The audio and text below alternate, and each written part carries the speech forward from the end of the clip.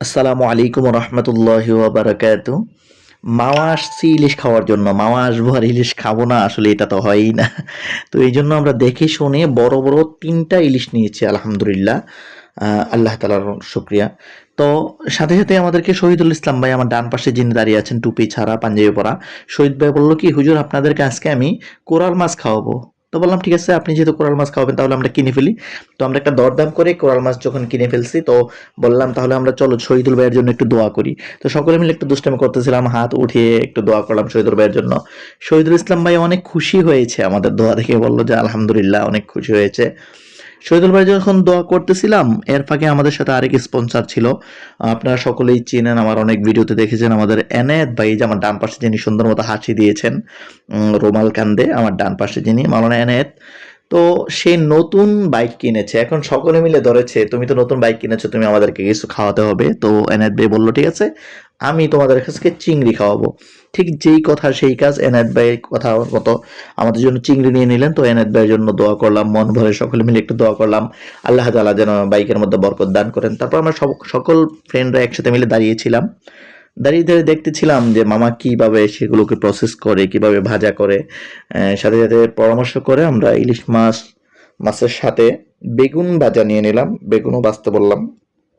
তারপর আজকে আমাদের হচ্ছে কি, যেখানে একটা মাছের টার্গেট নিয়ে আমরা গিয়েছিলাম শুধু ইলিশের জন্য, কিন্তু ভাগ্যক্রমে আলহামদুলিল্লাহ 2টা স্পন্সর হয়ে গেছে। শহীদুল ভাই কোরাল মাছ এবং মাওলানা এনায়েতুল্লাহ সাহেব আমাদের জন্য চিংড়ি মাছ কিনেছেন। তো আলহামদুলিল্লাহ 2টা স্পন্সর হওয়াতে আমাদের খাবারটা অনেক মজাদার হয়েছিল। আপনারা দেখতেছেন যে আমাদের ইলিশ মাছ ভাজা হয়ে যাচ্ছে, মাথা আর লেজ দিয়ে একটা ভর্তা বানায়, মামাতে যারা আসছেন অবশ্যই তেনারা জানেন এত স্বাদ হয়, যেটা হাজার চেষ্টা করেও না বাসা বাড়িতে সম্ভব হয় না। কেন যেন মনে হচ্ছে তিনাদের হাতে যেন কি কারামত রয়েছে।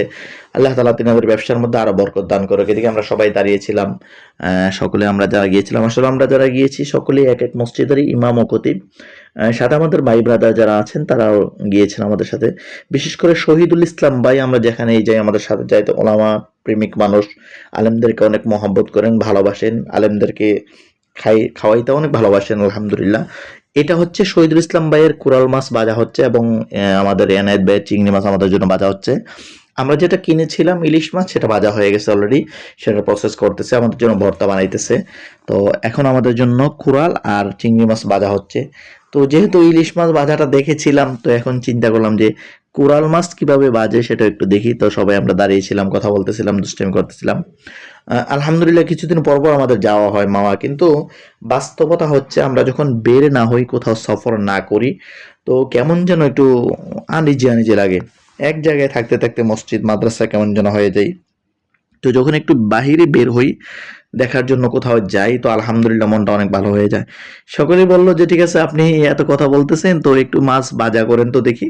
তা আমি আসলে পারি না, কখনো করা হয়নি এগুলো। ছোট যখন ছিলাম তখন তো আম্মা কখনোই দিতেন না, যেটা আমার ভাইয়া করেন। আমার ভাইয়া অনেক কাজ পারেন, আমার শ্রদ্ধেয় বড় ভাই যিনি, সব কাজ করতে পারেন, কিন্তু এর সম্পূর্ণ বিপরীত আমি কোনো কাজই পারি না। ইভেন আমার গোসলের পর আমার লুঙ্গিটা পর্যন্ত আমি ধুইতে পারি না, সেটা রেখে আসছে আগে মা ধুইতে, এখন আমার বিবি ধোয় আলহামদুলিল্লাহ। তো একটু চেষ্টা করেছিলাম। আপনারা যেগুলো দেখতেছেন এগুলো কাঁকড়া, এগুলো মাওয়াতে অনেক প্রচলন আছে, চলে। আসলে মূলত কাঁকড়া খাওয়াটা কিন্তু হারাম, ইসলামে জায়েজ নেই, এই জন্য আমরা খাবো না। আর এটা হচ্ছে চিংড়ি মাছ, আলহামদুলিল্লাহ চিংড়ি মাছ তো আমরা নিয়েছি এবং ভাজা হয়ে গেছে।